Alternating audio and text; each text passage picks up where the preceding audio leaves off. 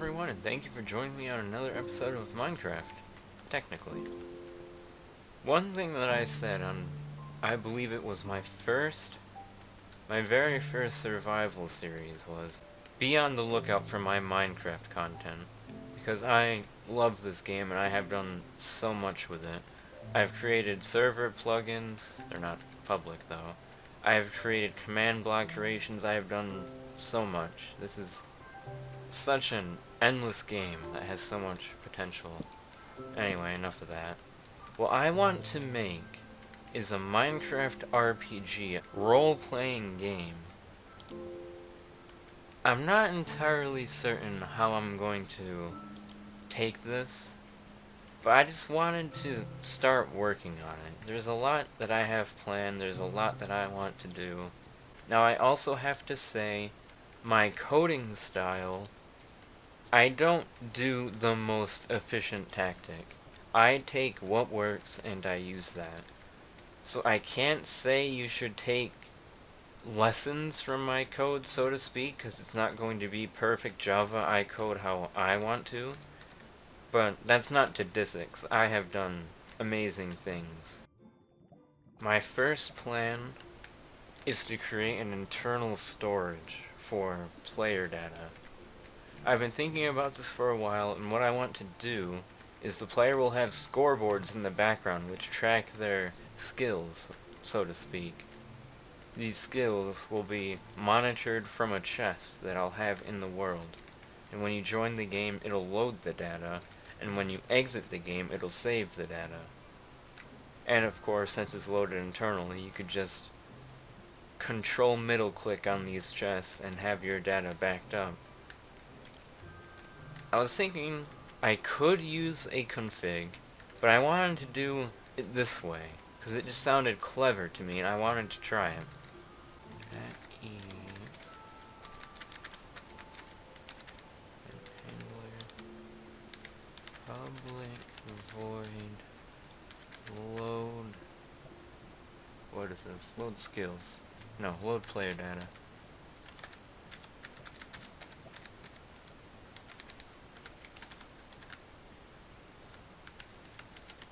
Player join. Oops. I believe it's player join event. If not, it should tell me. Oh, there it is. It's player join event. Do I need to import? I do need to import that. I thought so. Okay, so now we have our event. I have a spot in the world for chest generation. That's going to be how the player's data is saved inside a chest. I'm going to have a for loop, to scoreboards. All of this is going to set the player's data.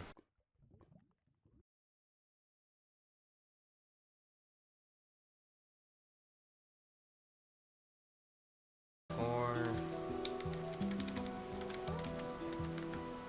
int x equals 0, x must be less than 20, x plus equals 2.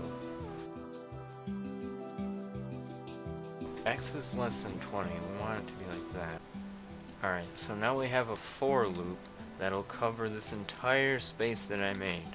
There can be 10 by 10, so 100 players saved in here.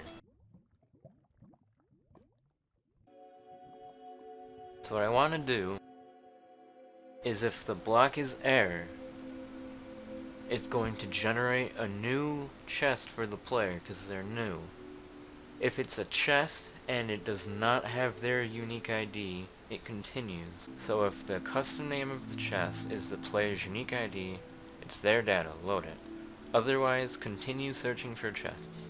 The only two blocks there will be chests and air, because there will be no building here.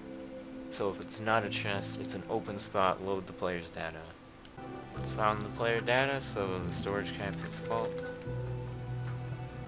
It's generating a new chest. Storage cap is false. Alright, so what's going to happen here is when the player joins, when they connect to the server, we're going to run a for loop that's going to see if they already have a chest generated with their UID. And if they do, we're gonna load their data. and it's just going to keep looking until it finds one. If it does not find a chest, if there is air at a spot, it's going to generate a new chest.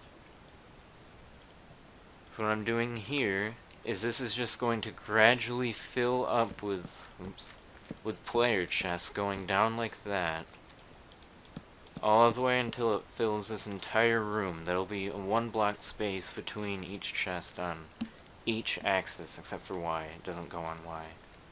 And they're just going to extend down until they completely fill this room. And if it finds one with a chest name up here, that'll be renamed. If that chest name matches the player UUID, that's their chest with their data. So that'll get loaded for them, or else it'll get saved if they're new. If the entire room is filled, it's going to send the player a message saying there's no chest, or there's no space for you. Please contact a server admin. So that should be all done.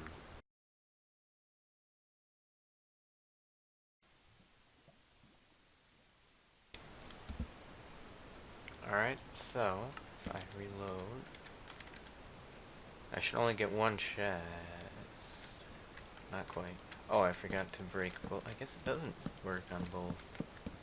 Well, it stopped sending me messages, and there we go. Now it has my unique ID in the name.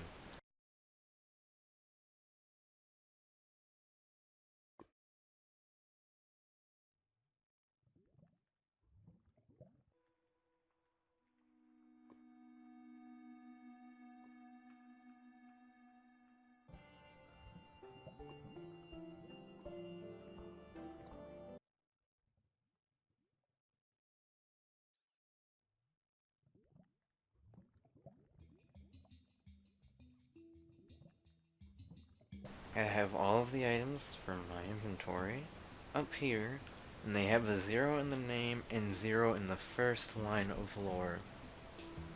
Again, the item corresponds to the skill, as seen here. The experience bottle is intelligence. The name, which is the yellow 0 in this case, will match the skill level, and the purple 0, the lore, will count the progress. So if I was 50% to the next level of intelligence, that purple 0 would instead be a 50, and if my level was 10, the yellow 0 would be 10. So that's going to track my skills. Maybe I don't even need to use the scoreboard. I'm gonna have to do some thinking. If you don't know what I'm getting at, say your strength is level 100.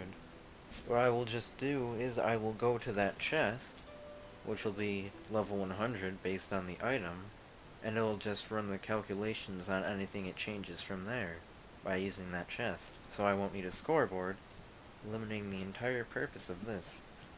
Except I do still need to run that loop to constantly contact the chest, so it's still necessary, but this is a good start. I'm very, very happy with how this is going. Int skill to increase increase amount. No, this should be double increase amount. And then this will be 0, 0, because it's new.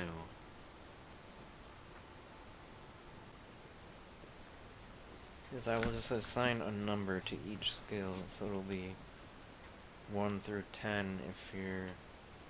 It's only going to be for the code side. I'm increasing number 1 for the skill to increase, and this will be 10. So I will go here, I'll be on intelligence meta, that's 1. Then I'll increase the progress by 10. Now whenever the progress reaches 100, it'll carry over to adding 1 to the name.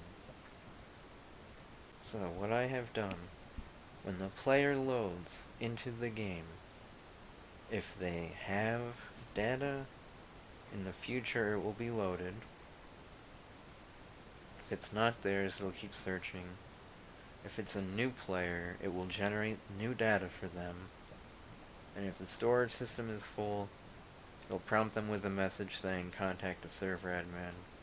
We can't create data for you. Perfect. Thank you all so much for joining me on this episode of Minecraft. This is a new series I'm going to start. It'll be a long time before I'm completely finished with this, but there's a lot of concepts that I want to toy with. That alone is just going to be fun for me to try out. I have a lot of experience with the Bukkit API, or Spigot API in this case as well. Gonna be fun stuff in the future anyway. Thank you all so much for joining me on this episode, and hopefully you all enjoyed. I will hopefully see you on the next one, so if I will, see you there, I'll be waiting.